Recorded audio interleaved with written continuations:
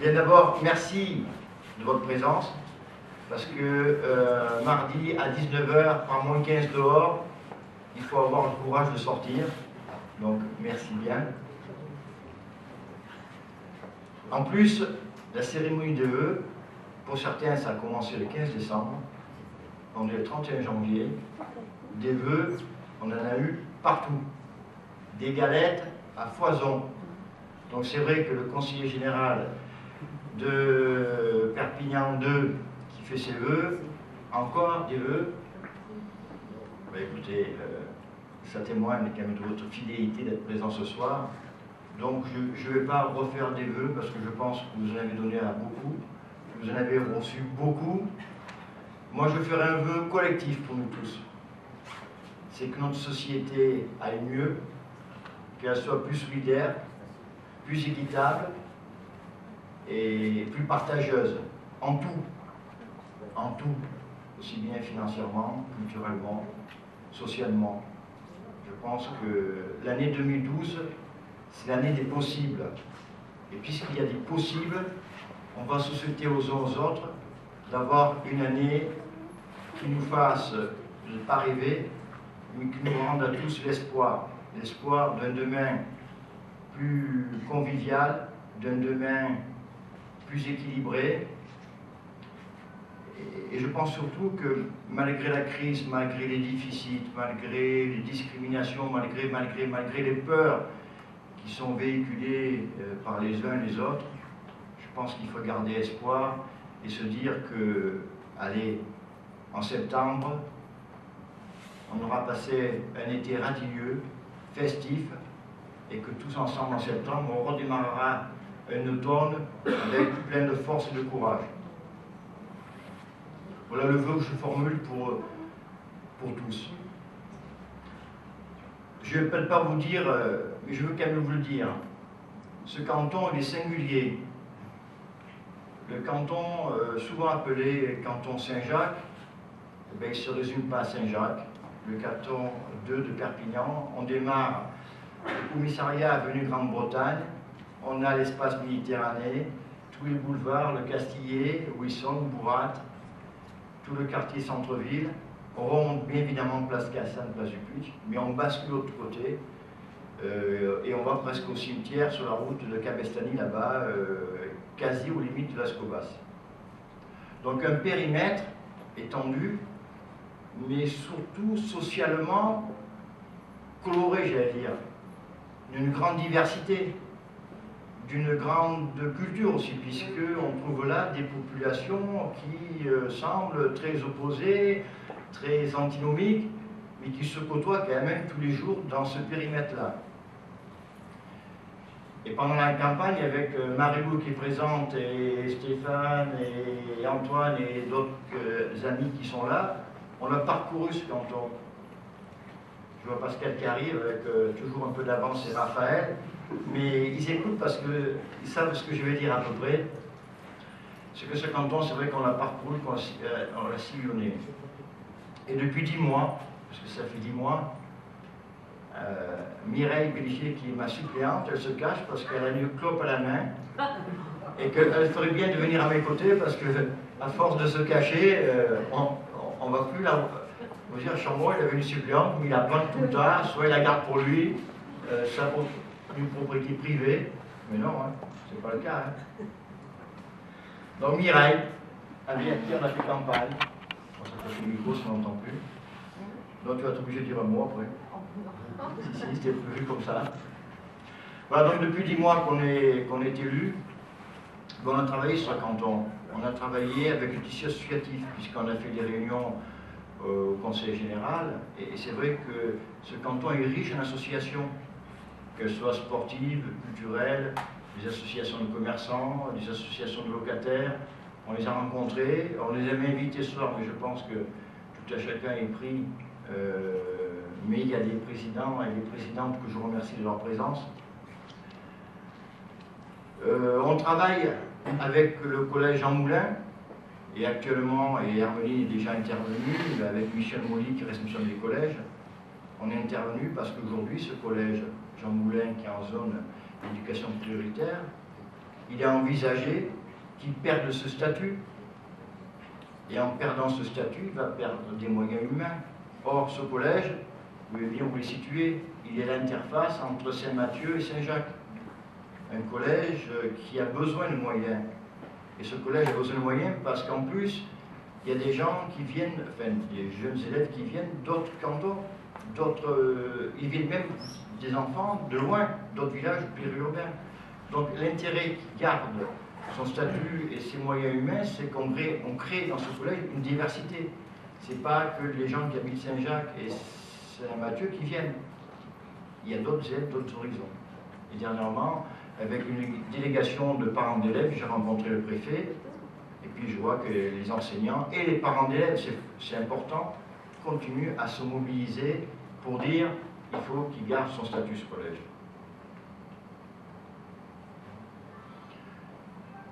Je voulais dire un mot sur les commerces centre-ville aussi.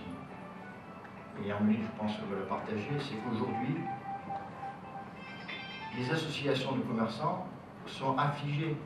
Aujourd'hui et vendredi, avec Florent qui doit être là, on a fait 170 commerçants. Alors la plupart nous ont dit 19h, c'est pas la bonne heure parce qu'on ferme, et puis à 19h30, on rentre chez nous parce qu'on est un peu depuis le matin à 9h. La plupart sont en journée continue, on a envie de rentrer en maison. Mais le commerce de proximité à Perpignan est en danger. Il est en danger parce que le maire de la commune signe pleine ouverture de grandes surfaces de cette commune, pour Auchan, le Polygone et d'autres. Donc voilà, aujourd'hui, dans ce département, chaque année s'ouvre 7% de plus de surface commerciale, et dans ce département, la démographie de 1%. Il ne faut pas être économiste ou savant pour s'apercevoir qu'à force d'avoir des surfaces commerciales qui s'ouvrent, la population ne monte pas. À un moment donné, il y a des gens qui vont trinquer. Il y a des gens qui vont fermer. Ce n'est pas possible d'avoir tant de surfaces commerciales et les besoins du consommateur se réduisent. D'autant que la situation aujourd'hui, le pouvoir d'achat, ça me nuise. Donc je crois qu'aujourd'hui, et on a fait ce travail, Hermeline et nous, pour saisir le maire de Perpignan, pour dire, monsieur le maire, arrêtez d'ouvrir des grandes surfaces, c'est plus possible, le centre-ville se vide, et d'ailleurs quand on passe dans des rues ici, c'est sinistre. Imaginez demain, tous les rideaux baissés. Ça sera sinistre, le centre-ville. Et on perdra aussi du lien social. On travaille aussi avec, en particulier, l'Office sur les logements sociaux. Dans ce quartier, il y a des immeubles insalubres. Je dirais même mieux, dans ce quartier, il y a des marchands de sommeil, pardon. De soleil aussi, d'ailleurs. De soleil aussi. Mais des marchands de sommeil. C'est-à-dire à des loyers relativement élevés, des maisons insalubres, humides, où on n'a pas envie de vivre. Et si on pouvait, on partirait ailleurs pour se reloger. Et puis ici, vous avez un lieu formidable et qui vous appartient à tous. Hein. C'est-à-dire, vous voyez des expositions, des fois il y a des petits concerts, je crois, mais cette maison au centre du canton doit être encore plus vivante. Et je pense que je vais venir l'investir en tant qu'élu du canton un peu plus souvent pour dire que les gens du canton, mais bien évidemment au-delà du canton, on peut venir ici, passer un moment, voir des peintures ou d'autres expositions. Et puis notre travail aussi, c'est d'être interface avec la municipalité. C'est-à-dire qu'aujourd'hui, et pendant la campagne, et avec Mireille on l'avait noté, la campagne des cantonales a été quasi, pour mon adversaire, avocat, chef de la sécurité territoriale, une campagne municipale. Il nous a vendu la propreté, les trottoirs, les voiries, la délinquance, et ainsi de suite. Alors depuis que je suis élu, régulièrement, j'écris au maire pour lui dire, eh bien, la propreté c'est vous, les voiries c'est vous, les voitures qui roulent vite c'est vous, les locaux des associations que vous ne donnez pas, c'est vous, les logements insalubres, ben, ça vous appartient, les espaces verts remplis de crottes de chiens, ben, c'est vous, c'est votre job quand même, c'est à vous à faire respecter la loi. Donc, si vous avez un souci, faites-nous part de cela et vous verrez que je ferai un courrier, et des fois plusieurs au maire, qui au bout d'un moment me trouvent parfois un peu agressif, voire offensif, mais je pense que c'est mon devoir de lui rappeler ses obligations. Voilà à peu près le travail qu'on fait, et bien évidemment, le travail d'un conseiller général, c'est aussi le travail d'une équipe. Hermine en dira deux mots, mais c'est un projet départemental.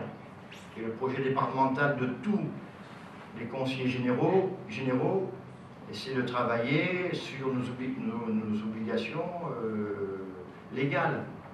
La solidarité, bien évidemment. Mais la solidarité, ça va... Le conseil général, en fait, s'occupe des enfants, même avant, quand ils sont quasiment en gestation. Ça, on l'espère quand même. Je dis, juste après. Juste après. Je disais au moment de la gestation. Jusqu'à 120 ans, le conseil général est présent. La petite enfance, adolescence, et ainsi de suite. Le conseil général est présent et accompagne tout le monde.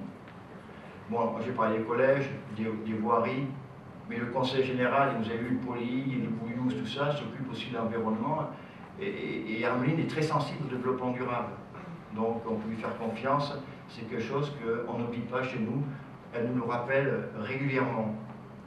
Voilà, pour dire que le conseil général, c'est quand même un projet départemental, et ce projet départemental semble convenir aux habitants et habitantes de ce département, puisque depuis 1998, sous la houlette de Christian Bourquin, et maintenant sous la directive d'Hermeline, la gauche dans ce département a fait certainement un bon travail, puisque à chaque élection, on gagne des conseillers généraux de gauche. C'est plutôt positif. Alors quand on sera à 31 sur 31, il faut arrêter, hein, parce qu'on ne peut pas aller au-delà. Mais c'est bon signe.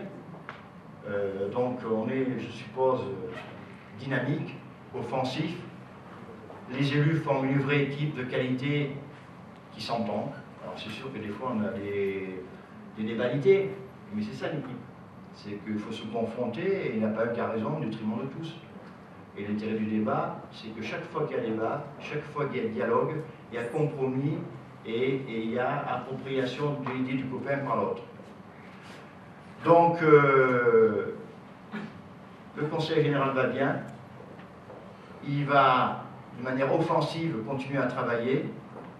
Et puis, Hermine le dira peut-être, mais sur un plan national, je suis convaincu, nous sommes convaincus qu'une autre politique est possible, qu'une autre politique plus égalitaire est nécessaire.